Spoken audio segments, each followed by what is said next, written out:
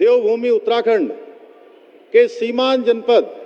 और सीमांत जनपद में भी सीमांत पार्वती कुंड, कैलाश, छोटा कैलाश और जागेश्वर धाम और तत्पश्चात हम सब के बीच में माननीय प्रधानमंत्री जी के उपस्थित होने पर सोर घाटी पिथौरागढ़ में दो अंतर्राष्ट्रीय सीमाओं से लगे हुए इस जनपद में आप सबकी तरफ से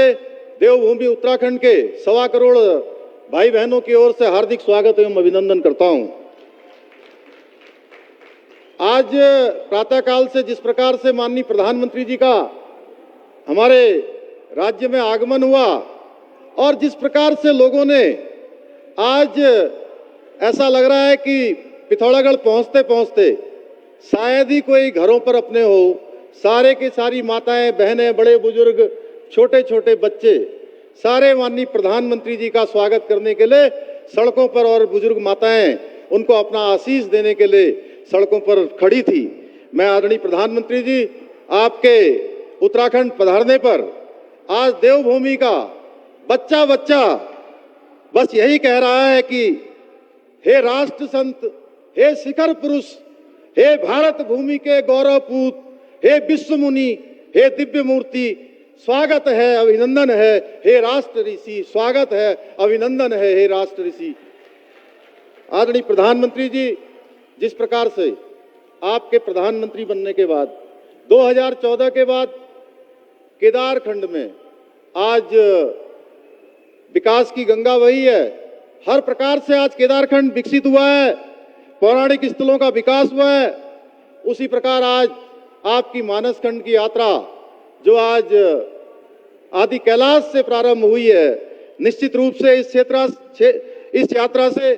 इस संपूर्ण क्षेत्र को विकास निश्चित रूप से पहुंचेगा, आज का लाभ मिलेगा। आदरणीय भाइयों बहनों, मैं बहुत ज्यादा न कहते हुए,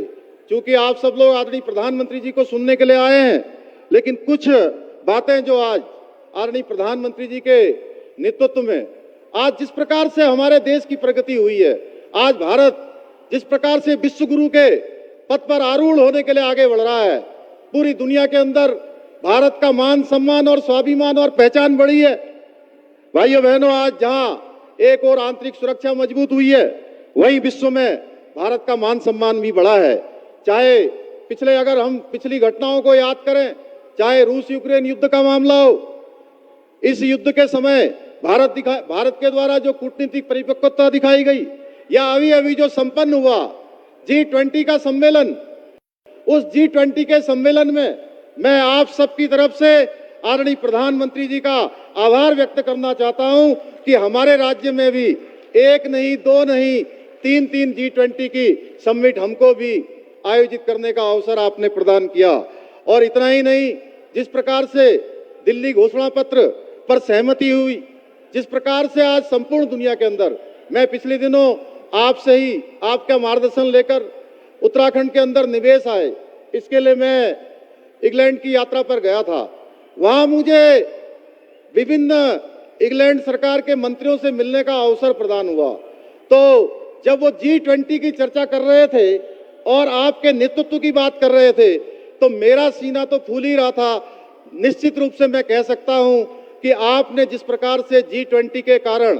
पूरे भारत का सामर्थ्य, पूरे भारत की संस्कृति को दुनिया को दिखाने का काम किया है, 140 करोड़ भारतवासियों का सीना और मस्तक ऊंचा करने का काम आपने किया है। भाइयों बहनों, पिछले 9 वर्षों में हर भारतवासी के मन में देश के प्रति एक समर्पण का भाव जागृत हुआ है। सेना और सैनिकों की बात की जाए तो हम कैसे भूल सकते हैं कि पहली बार भारत में ऐसा नेतृत्व आया है जिसने सेना को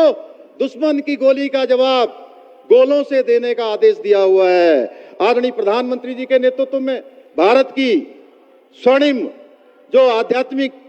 और सांस्कृतिक चेतना है, उसका पुनरुत्थान का एक कालखंड चल रहा है। आज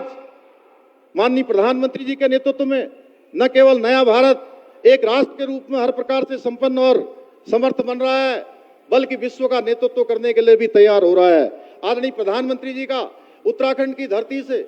जिस प्रकार का विशेष लगाव है, उनके मन के बातों के हम सारे एपिसोडों को देखेंगे तो सारे एपिसोड में उन्होंने उत्तराखंड के किसी न किसी प्रसंग का जरूर उल्लेख किया है, उन सब लोगों को आगे बढ़ाने का काम किया है। आपके कालखंड में 1.5 लाख करोड़ से भी ज्यादा की योजनाएं उत्तराखंड के लिए स्वीकृत हुई हैं। भाइयों बहनों, हमें पूरा विश्वास है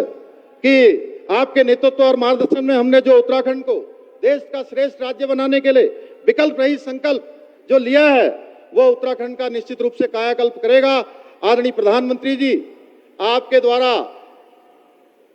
बाबा केदार के धाम में आपके मुंह से जो शिव रूपी शब्द निकले थे कि 21वीं सदी का तीसरा दशक उत्तराखंड का दशक होगा, यह हमें एक नए उत्साह और ऊर्जा से भर देता है। यह कथन हमें गर्व की अनुभूति कराता है, वहीं उस दूसरी ओर हर उत्तराखंडी को अपने कर्तव्य पथ का भी बोध कराता है। मैं एक बार पुनः आदरणीय प्रधानमंत्री जी का देवभूमि आगमन पर और दूर दूर से आए हुए सभी भाई बहनों का मैं एक बार स्वागत करता हूं, अभिनंदन करता हूं और आदरणीय प्रधानमंत्री जी के शिव रूपी शब्दों को उनके इन पंक्तियों के साथ अपनी बात को समाप्त करता हूं कि की गोद में उत्तराखंड देवों का धाम है, 21वीं सदी का तीसरा दशक होगा उत्तराखंड के नाम, होगा उत्तराखंड के नाम। जय हिंद, जय भारत, जय उत्तराखंड, भारत माता की। धन्यवाद।